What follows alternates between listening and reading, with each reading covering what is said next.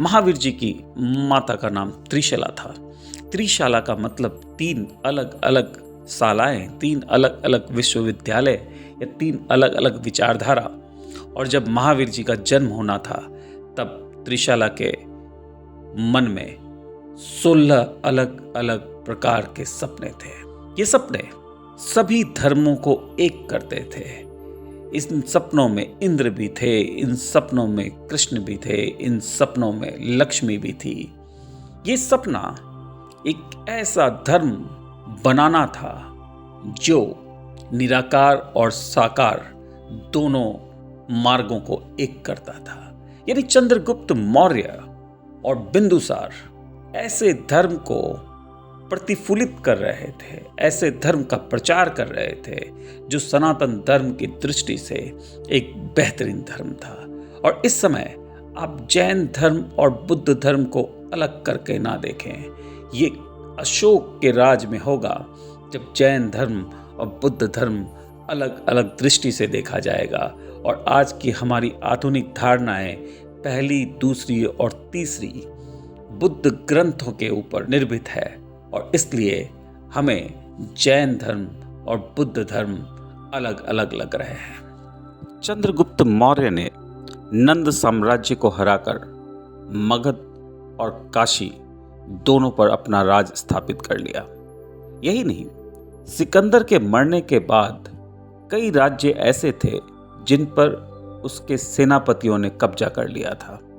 चंद्रगुप्त मौर्य ने इन सभी स्थानों पर अपनी विजय पताका फहराई और चंद्रगुप्त मौर्य का साम्राज्य प्राचीन ग्रीस, पर्शिया, गांधार से लेकर पूर्वी भारत तक एक विशाल साम्राज्य के रूप में फैल गया।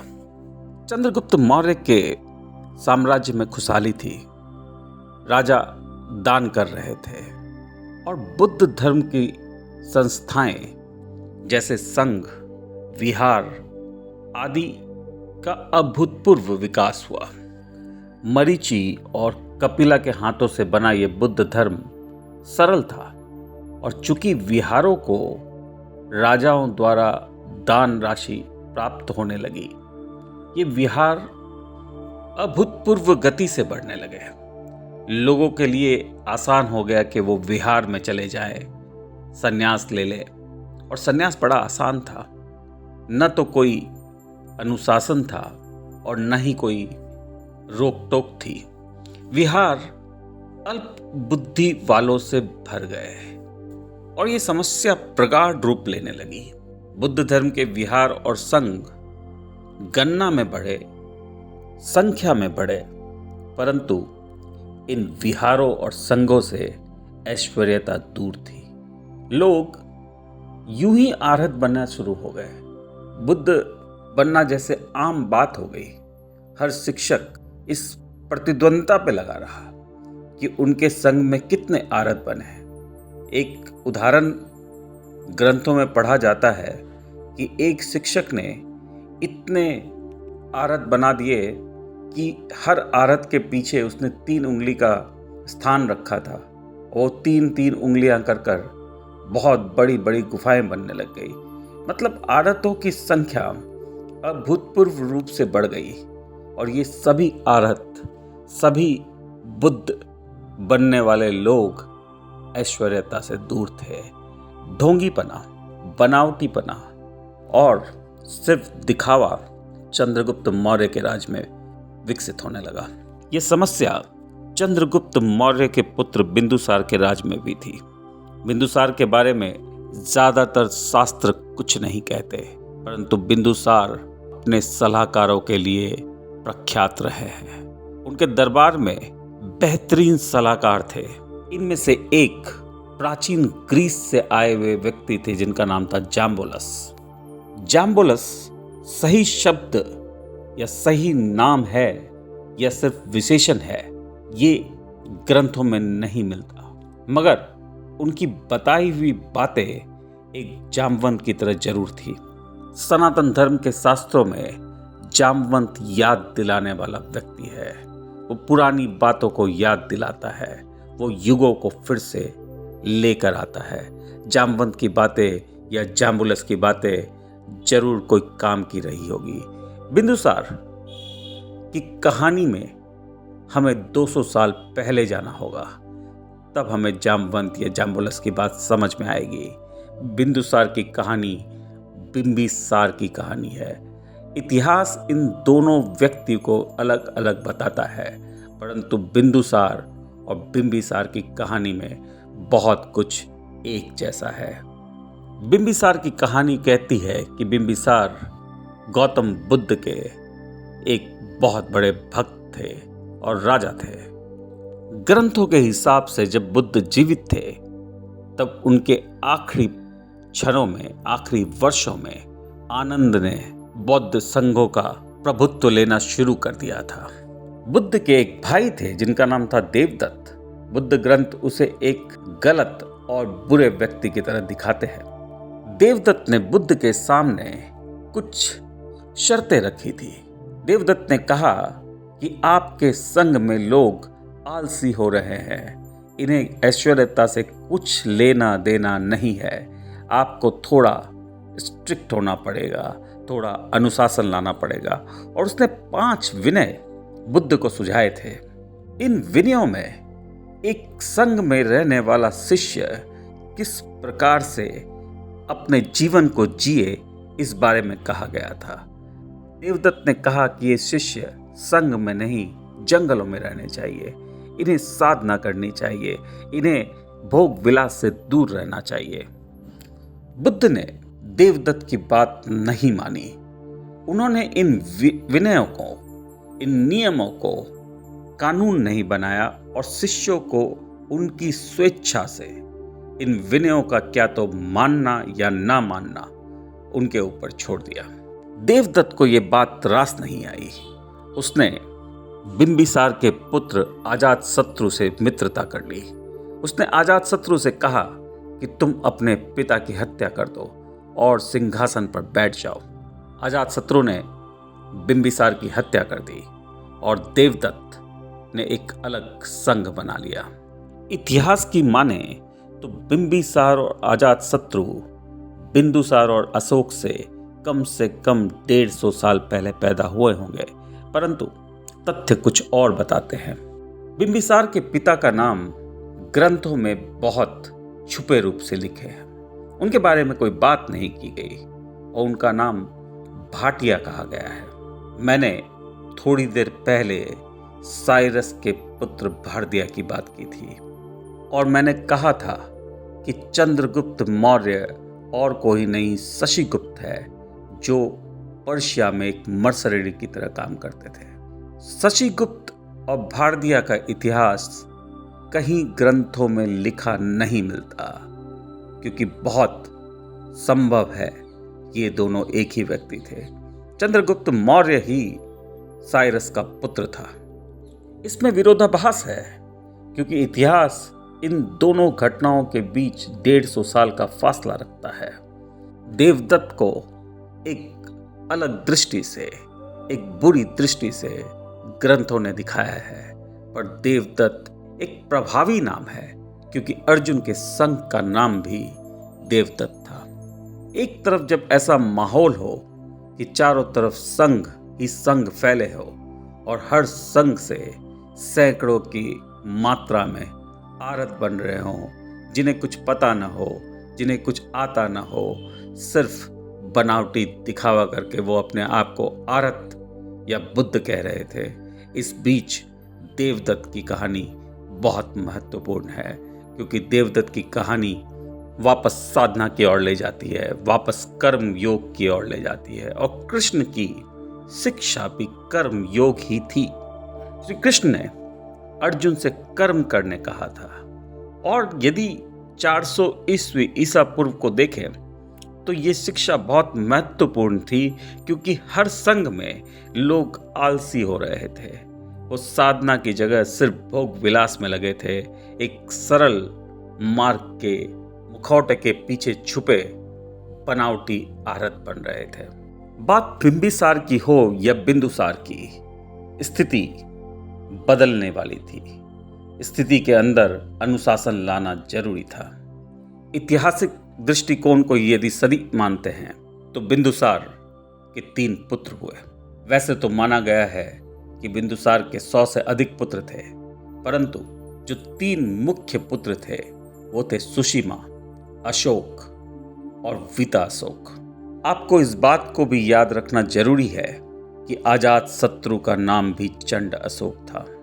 और जब अजातशत्रु पैदा होने वाले थे तो उनकी माँ के सपने में ऐसा आया कि वो अजातशत्रु के पिता के हृदय का मांस खा जाए, उनके रक्त का पान कर ले।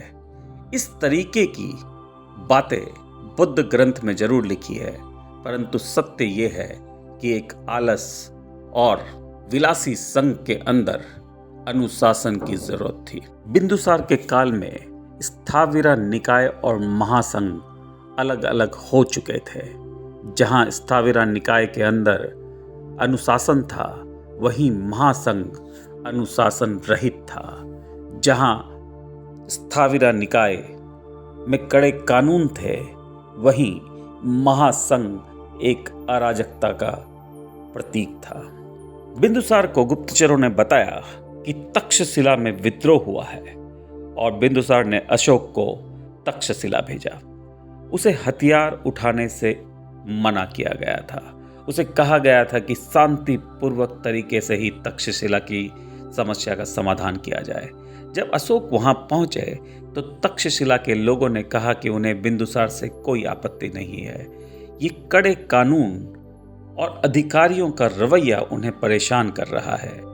अशोक ने शांतिपूर्वक तरीके से तक्षशिला की समस्याओं का समाधान किया और बिंबिसार ने प्रसन्न होकर अशोक को विदेही यानी उज्जैन का गवर्नर बना दिया। उज्जैन में अशोक का विवाह देवी नाम की एक व्यक्ति से हुआ और उनके 2 संतान हुई, जिनका नाम महेंद्र और संघमित्रा था। बिंदुसार के पुत्र सुशीमा युवराज थे और सभी जानते थे कि बिंदुसार के बाद सुशीमा ही सिंहासन पर बैठेगा। अशोक ने कई वर्ष उज्जैन में बिताए। इन कई वर्षों के बाद तक्षशिला में फिर से विद्रोह हुआ और इस बार बिंदुसार ने सुशीमा को भेजना मुनासिब समझा। जब सुशीमा तक्षशिला गया हुआ था, तब अशोक को एक संदेश आया कि उनके पिता बिंदुसार की तबीयत खराब है। अशोक उज्जैन से मगध पहुंचे। मगध पहुंचने पर उनका सामना एक ऐसे व्यक्ति से हुआ जो भारत के इतिहास के लिए बहुत महत्वपूर्ण व्यक्ति है। इस व्यक्ति का नाम था राधा गुप्त, जिसे उपगुप्ता या मोगली पुतातिसा के नाम से भी जाना जाता है। मोगली पुतातिसा एक ऐसा व्यक्ति था जो बदलाव चाहता था। उसके कहने पर अशोक ने बिंदुसार की हत्या कर दी और जब सुशीमा लौटकर आया तो अशोक ने सुशीमा की भी हत्या कर दी। अशोक अब एक राजा बन चुका था, परंतु इस राजा के पीछे जिसका हाथ था वो राधा गुप्त या उपगुप्त या मोगली पुतातिसा था। मोगली पुतातिसा एक महत्वाकांक्षी व्यक्ति था। उसने अशोक को एक कठपुतली मात्र से ज्यादा कुछ नहीं सोचा। उसने अशोक के नाम से बुद्ध धर्म की 3री बैठक बुलाई और इस बैठक में बुद्ध धर्म का ऐसा स्वरूप बना दिया जो गौतम बुद्ध की शिक्षा से कहीं दूर था, मरीचि की शिक्षा से कहीं दूर था, कपिला की शिक्षा से कहीं दूर था। अंगिरस, पिपलादी ऐसे सनातन धर्म के जो ज्ञानी लोगों ने बुद्ध धर्म की रचना की थी, मोगली पुतातिसा ने उस धर्म को छत विच्छित कर दिया। मोगली पुतातिसा ने 3 बातों को बुद्ध धर्म से निकाल दिया। सर्वस्तिवाद का मतलब होता है कि जो हमें समझ में ना भी आया हो वो भी धर्म का हिस्सा बन सकता है, परंतु मोगली पुतातिसा ने कहा कि जो समझ में नहीं आया है वो धर्म का हिस्सा कैसे बन सकता है, और उसने सर्वसत्यवाद को बुद्ध धर्म से अलग कर दिया। यदि आप बुद्ध की कहानी को पढ़ें तो आप पाएंगे कि बुद्ध ने 2 व्यक्तियों से शिक्षा ली थी। एक का नाम था अलारा कलामा और दूसरे का नाम था बुद्धा। इन दोनों की शिक्षाएं बुद्ध को समझ में नहीं आई थी, परंतु जब वो निर्वाण को प्राप्त कर रहे थे तब यही दोनों शिक्षा उनके बहुत काम आई थी। सरस्वतीवाद का मतलब बुद्ध धर्म का जीवन था। जो शिक्षा उन्हें समझ में नहीं आई थी वो साधना के आगे के पड़ाव में शायद समझ में आ जाए, ऐसा बुद्ध धर्म कहता है। परंतु मोगली-पुत्ता तिस्सा ने सरस्वतीवाद को नकार दिया और एक अलग धर्म बनाया जिसका नाम था विभागवाद। ये सरस्वतीवाद से अलग था। दूसरी चीज जो मोगली-पुत्ता तिस्सा ने बुद्ध धर्म से निकाल दी वो था पुगदलावाद। पुगदला का मतलब एक ऐसा अस्तित्व होता है जो मृत्यु के बाद भी व्यक्ति के साथ बना रहता है और इसी वजह से जन्म पुनर्जन्म के बीच एक कड़ी जुड़ जाती है। मोगली-पुत्ता तिस्सा ने पुगदलावाद को भी दरकिनार कर दिया। मोगली-पुत्ता तिस्सा ने लोकोत्तरवाद यानी वापस जन्म लेना, एक औरत यदि प्रयत्न करना बंद कर दे तो वो नीचे के लोक में आ जाएगा, इस प्रकार की भावना से मुक्त करने वाली बात मोगली-पुत्ता तिस्सा ने की। मोगली-पुत्ता तिस्सा ने कहा कि एक बार यदि आप बुद्ध बन गए तो आप बुद्ध बन गए, फिर आप नीचे के चक्रों पर नहीं जाएंगे। ये 3 चीजें जो बुद्ध धर्म की आत्मा थी, इन्हें मोगली-पुत्ता तिस्सा ने अपने विभागवाद के अंदर जगह नहीं दी। सरस्वतीवाद, पुगदलावाद और लोकोत्तरवाद, ये तीनों चीजें मोगली-पुत्ता तिस्सा के बुद्ध धर्म में स्थान नहीं प्राप्त कर पाई। मोगली-पुत्ता ने अशोक को एक कठपुतली से ज्यादा कुछ नहीं माना। उसने हत्याएं करानी शुरू करी। अशोक को डरा कर रख दिया कि जिस प्रकार से तुमने बिंबिसार की हत्या की है उसी प्रकार महेंद्र और संघमित्रा की जान भी दुश्मनों से खतरे में है। देवी महेंद्र और संघमित्रा को राजभवन से दूर रखा गया। सम्राट अशोक ने पद्मावती नाम की एक राजकुमारी से शादी की जिनसे पुत्र हुए कुणाल। मोगली-पुत्ता तिस्सा को कुणाल के अंदर एक दुश्मन दिखाई देता था। अशोक की एक पत्नी थी जिसका नाम था असंधिमित्रा। असंधिमित्रा की नौकरानी तिस्सारक्षा नाम से जानी जाती थी। तिस्सारक्षा और कुणाल के बीच अवैध संबंध मोगली-पुत्ता तिस्सा ने स्थापित करवाए और कुणाल को अंधा बनवा दिया। इन नामों को अब ध्यान से देखें। किसी भी स्त्री का नाम असंधिमित्रा नहीं हो सकता। संधिमित्रा हो सकता है परंतु असंधिमित्रा नहीं हो सकता। ये विशेषण है और ये विशेषण बताते हैं कि संधि का दौर खत्म हो गया था। संघों के ऊपर एक प्रगाढ़ वार होने वाला था जो मोगली-पुत्ता तिस्सा ने अशोक के कंधे पर रखकर किया था। आज के लिए इतना ही। बहुत बहुत धन्यवाद।